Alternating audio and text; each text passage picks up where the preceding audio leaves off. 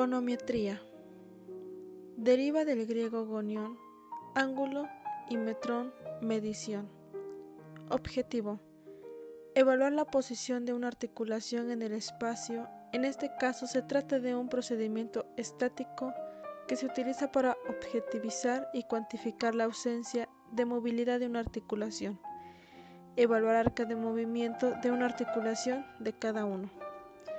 Movimiento articular. Articulación escapulohumeral. Abducción y aducción.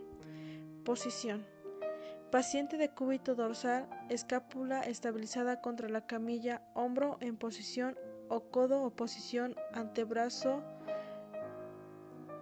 Alineación del goniómetro. Goniómetro universal en posición 0, eje colocado sobre el acromion que corresponde a la proyección del punto central de la cabeza humeral.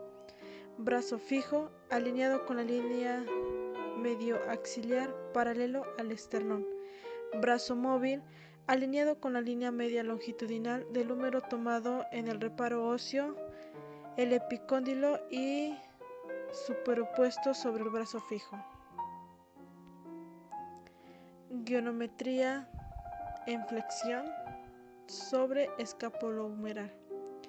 Posición: el paciente de cúbito dorsal, escápula estabilizada contra la camilla, hombro en posición o codo en posición o antebrazo en pronosupinación o muñeca en posición O. Alineación del goniómetro. Goniómetro universal en 0, eje colocado sobre el acromion que corresponde a la proyección del punto central de la cabeza humeral. Brazo fijo alineado con la medioaxilar. Brazo móvil, alineado a la línea media longitudinal del húmero tomado como reparo óseo, el epicóndilo y superpuesto sobre el brazo fijo. Gonometría del codo, flexión y extensión.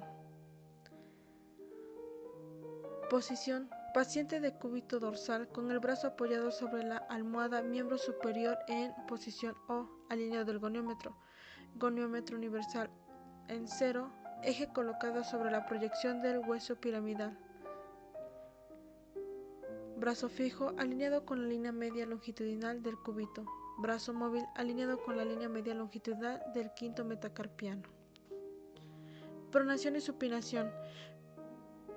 Posición: paciente sentado, hombro en posición o codo flexionado 90 grados para evitar la rotación del hombro, antebrazo, muñeca o posición 0.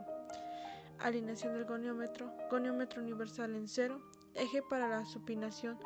Toma como reparo la apófisis esteloides cubital y para la pronación apófisis esteloides radial.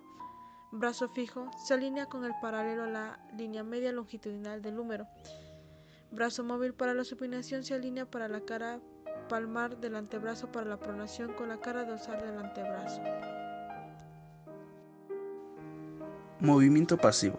En terapia física, los movimientos pasivos se aplican sobre las estructuras afectadas sin que el paciente realice ningún movimiento voluntario. El paciente no interviene en lo absoluto. Los objetivos de esos movimientos: previenen deformidades, evitan rigidez y la anquilosis. Movimientos activos. Son movimientos realizados por el paciente con su propia fuerza de forma voluntaria y controlada. Con esos movimientos el paciente desarrolla la conciencia motriz. Sus objetivos son recuperar el tono muscular, evita la atrofia muscular, aumenta la resistencia muscular, entre otros. Hipomovilidad. Este término define la presencia de una amplitud de movimiento inferior a la comprendida entre los valores normales. Este va a estar influenciado por el tipo de la articulación, la edad y el sexo del individuo. Se va a poder apreciar la sensación de tope final antes de lo normal y puede presentar algunas características diferentes a las esperadas. La limitación del movimiento pasivo puede estar causada por distintos motivos, como las anomalías que afectan las superficies articulares o el acortamiento pasivo de la cápsula articular, los ligamentos, los músculos o la aponeuresis, así como la inflamación de dichas estructuras. La hipomovilidad está asociada a numerosos procesos patológicos, como por ejemplo la osteoartritis, la capsulitis adhesiva y los trastornos vertebrales. La disminución de la amplitud de movimiento Es una consecuencia frecuente de la inmovilización tras una fractura o una cicatriz tras una quemadura. También influyen los trastornos neurológicos como los traumatismos craneales y la parálisis cerebral. También pueden causar hipomovilidad, ya que pueden cursar con pérdida de movimiento voluntario y un aumento de tono muscular e inmovilización. Asimismo, los trastornos metabólicos como la diabetes se van a asociar igualmente a la limitación del movimiento articular.